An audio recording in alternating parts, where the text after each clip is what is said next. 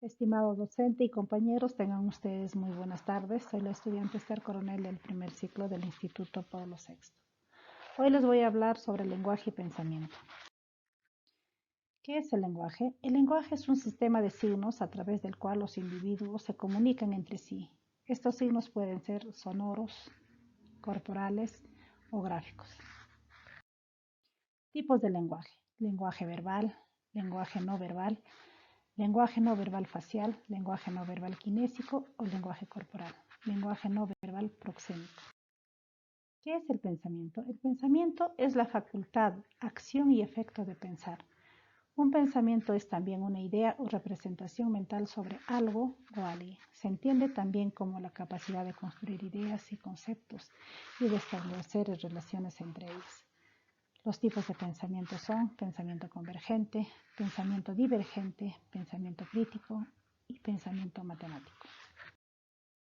El pensamiento es una herramienta, como una bisagra necesaria para conectarnos con el mundo externo y con nuestro mundo interior. Tiene un significado concreto y real cuando es abstraído por el lenguaje.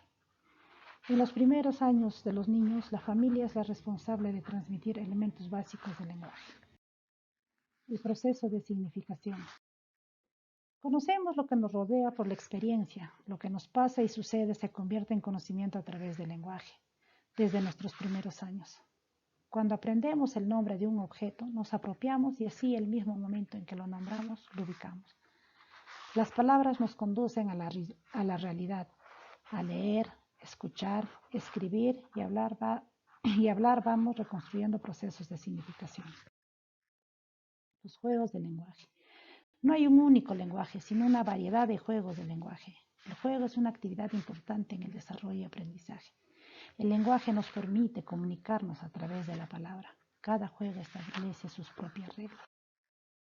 El contexto en el lenguaje. Esto nos lleva a centrar nuestra atención no en lo que conseguimos decir, sino en lo que queremos decir.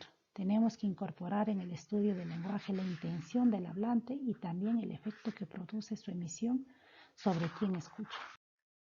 La relación entre pensamiento y el lenguaje. ¿Cómo se relaciona el pensamiento con el lenguaje? Algunas teorías defienden que el pensamiento se da antes del lenguaje. Otros piensan que el lenguaje configura lo que pensamos y hay una tercera tendencia que afirma que el lenguaje es un vehículo del pensamiento. Ambos mantienen una relación mutua. El lenguaje se convierte así en el signo del pensamiento. Cuando decimos no consigo la palabra que exprese lo que estoy pensando. El lingüista francés Georges Mounin nos recuerda otros casos de pensamiento sin lenguaje. Ejemplo, el parecido entre dos personas. Cuando identificamos a una persona no por su nombre, sino por su forma de caminar. El lenguaje cumple la función de mediación entre el pensamiento y la acción.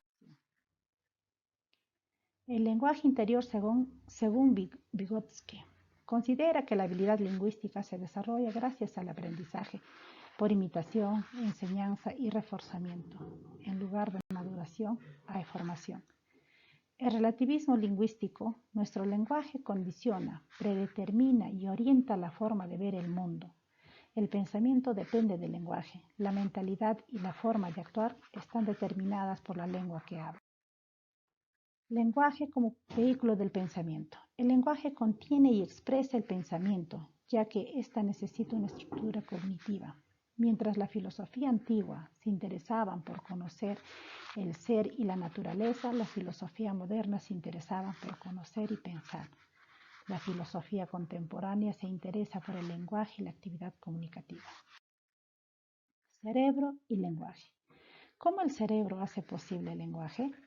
Aún no hay correlación para entender hasta ahora. Por ello se atribuye a todo el cerebro la actividad lingüística. Se reconoce la importancia del hemisferio izquierdo, pero no en todos los seres humanos. Inclusive el hemisferio derecho incide en la capacidad de comprensión. Aprende a pensar. La evocación, lenguaje mental, conoce solo dos modalidades, visual y auditiva. Los educadores deben ser conscientes del tipo de lenguaje de sus educandos. Auditiva se desarrolla en un marco cronológico y visual se desarrolla en un marco espacial. ¿Cómo elaboramos lo que pensamos? El lenguaje es vehículo del pensamiento. Algunas actividades que involucran lenguaje y pensamiento contribuyen a un desarrollo recíproco, como interpretar un libro, dialogar con otro, narrar historias, argumentar. Razonar y argumentar. Expresamos con palabras nuestra forma de percibir el mundo a través de los sentidos y como nuestra mente lo asocia, recuerda, imagina e interpreta. Al argumentar llevamos a cabo un discurso, es una forma de acción entre personas. Una de las propiedades del texto es su linealización, se expresa en el tiempo y espacio. La modalidad narrativa del pensamiento. Las historias de una sociedad conservan su capital cultural y otorgan personajes, acciones y situaciones que adquieren un significado. Un relato se desencadena a partir de una sorpresa, suceso, causa.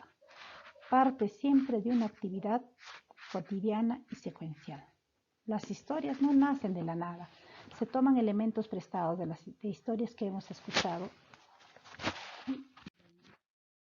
Comprender y interpretar. Desde la comprensión hacemos un acto de interpretación a través de signos, símbolos y texto. Para comprender es preciso situarnos en un contexto histórico. Además, siempre tenemos que ir de la parte al todo y del todo a la parte. Entrar en actitud de diálogo. La ruta del diálogo cultural. El diálogo no inicia cuando se encuentran educadores y educandos. Comienza cuando nos preguntamos sobre qué vamos a dialogar y cuáles son nuestras intenciones. El diálogo debe partir de experiencias, situaciones, historias. Estas deben ser debatidas, conversadas, es decir, decodificadas para explorar.